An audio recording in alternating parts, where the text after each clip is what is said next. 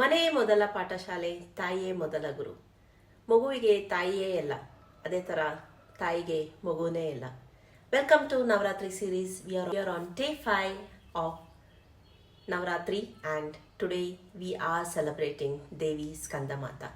ಸ್ಕಂದಮಾತಾ ಅಂತ ಹೆಸರಲ್ಲೇ ಗೊತ್ತಾಗುತ್ತೆ, ಇವರು ತಾಯ್ತನವನ್ನು ರೆಪ್ರೆಸೆಂಟ್ ಮಾಡ್ತಿದ್ದಾರೆ. She has now become the mother of Skanda, that is Kartikeya.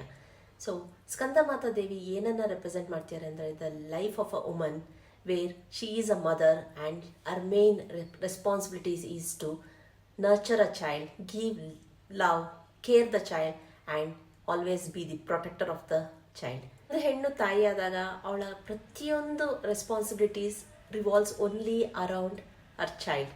The only thing she expects from the family is the love and support. Yes, ಈ ಟೈಮಲ್ಲಿ woman will be going under most of the hormonal changes.